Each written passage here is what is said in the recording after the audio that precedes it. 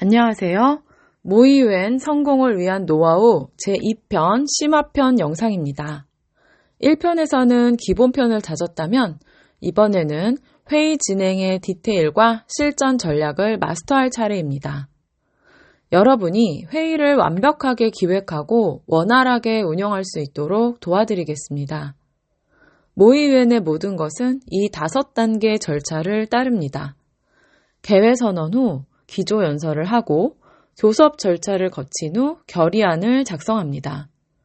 마지막으로 결의안 채택 찬반 투표를 하여 최종 결의안을 채택하게 됩니다.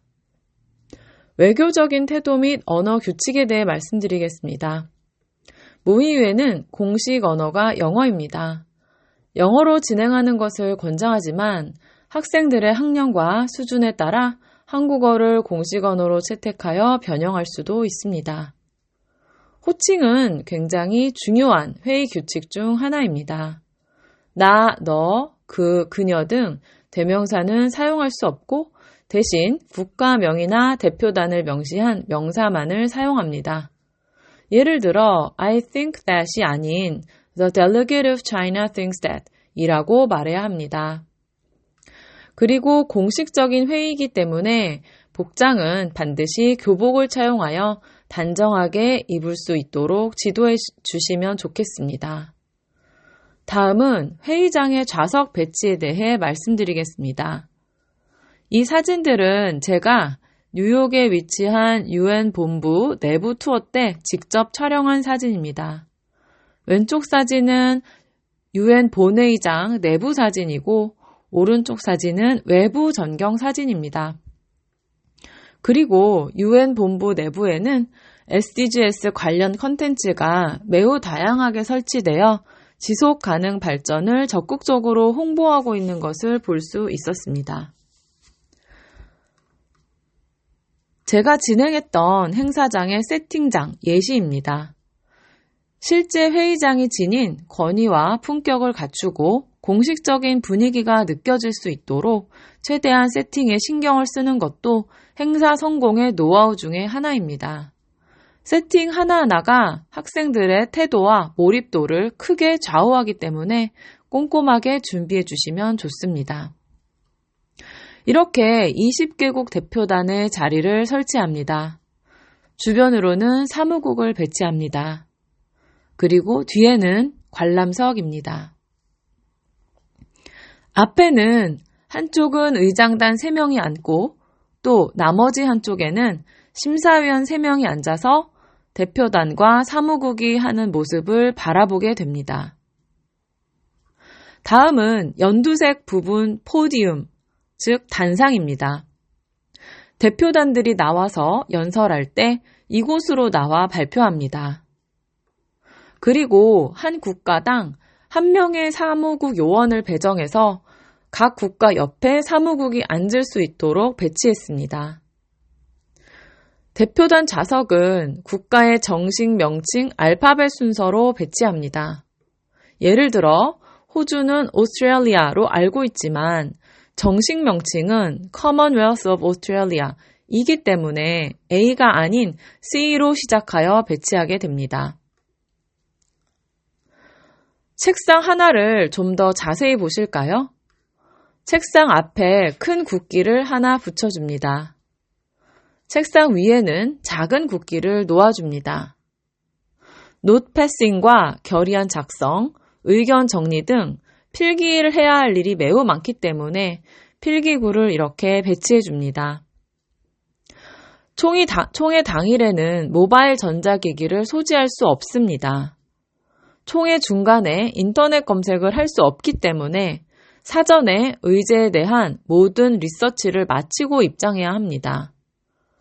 전자기기는 소지할 수 없지만 자신이 조사한 조사 자료 등은 소지 가능하며 교섭, 발표, 결의안 작성 시 참고 자료로 활용할 수 있습니다. 책상 위에는 각 국가의 이름과 국기 이름이 포함된 작은 플래카드가 놓여 있습니다. 플래카드의 뒷부분에는 회의 규칙, 회의에 꼭 사용해야 하는 용어, 모션 방법 등이 적혀 있어서 참고할 수 있습니다. 플래카드의 기능은 모션과 투표 시 찬성이나 반대 의사표명을 할 때 플래카드를 높이 들어 표시하는 것입니다. 또한 총회 시작 시 출석을 부르는데 present 혹은 present and vote 라고 말하면서 플래카드를 들고 출석 확인에 응답합니다. 다음은 회의의 근간이 되는 여러 가지 용어들에 대해서 살펴보도록 하겠습니다. 회의를 주도하기 위한 세 가지 핵심 도구 중 첫 번째는 ROP입니다. ROP는 Rules of Procedure이고 회의의 모든 절차를 통제하는 기본 규칙입니다. 다음은 모션입니다. 모션은 회의의 절차 방식을 투표로 결정하는 공식 제안입니다. 세 번째로 포인트입니다. 포인트라는 것은 오류나 불편함을 바로잡는 안전장치 역할을 합니다. 모션과 포인트가 좀 혼동되시죠? 좀 더 자세히 설명드리겠습니다. 포인트는 세 가지 유형이 있습니다. 먼저 포인트 오브 오더는 회의 규칙을 위반했다고 판단될 때 의장단에게 회의 규칙이 지켜지지 않는 것 같습니다 라고 얘기할 때 사용합니다. 두 번째는 Point of Parliamentary Inquiry는 회의 규칙에 대한 질문을 할 때 사용합니다. 세 번째, Point of Personal Privilege입니다. 예를 들어 소리가 작아서 잘 안 들린다든지 실내 온도가 불편하던지에 대한 개인적인 어려움을 호소할 때 사용할 수 있습니다. 포인트와 모션의 핵심 차이점에 대해서 말씀드리겠습니다. 모션은 회의 절차에 대한 제안을 할 때 사용합니다. 즉, 연설을 마친 후 caucus, 토론 단계로 넘어가자라든지 장시간의 교섭 중간에 회의를 잠깐 쉬자고 제안한다든지 교섭을 충분히 마치고 결의안을 상정하자라든지 회의의 절차에 대한 제안을 할 때 모션을 사용합니다. 모션은 반드시 표결에 의해서 통과 여부를 결정할 수 있습니다. 반면에 포인트는 회의 규칙 등의 절차적인 문제나 개인적인 불편함을 해결할 때 사용하는 것이고 표결 없이 의장단이 즉시 판단해서 답변을 줄 수 있습니다. 다음은 토론 방식과 블록 전략입니다. 용어들이 평소에 잘 쓰지 않는 생소한 단어들이기 때문에 잘 들어두시면 좋겠습니다. 교섭 방식에는 두 가지가 있습니다. Moderated Caucus, Unmoderated Caucus인데요. Moderated Caucus는 의장단 통제 하에 특정 쟁점을 집중 토론하는 것으로서 Moderated Caucus 제기 시에는 목적과 시간을 명확히 해야 합니다. 반면에 Unmoderated Caucus는 자유롭게 이동하면서 협상하는 방법입니다. 이 시간에 국가들 간에 많은 교섭과 의사소통, 협상이 이루어지므로 충분히 이 시간을 활용하는 것이 좋습니다. Unmoderated Caucus에서는 블록이라는 유사 입장 국가들의 임시 연합을 형성하게 되는데요. Unmoderated Caucus 시간에 블록의 리더십을 확보하는 것이 총회 성공의 핵심이 되겠습니다. 마지막으로 결의안 제출입니다.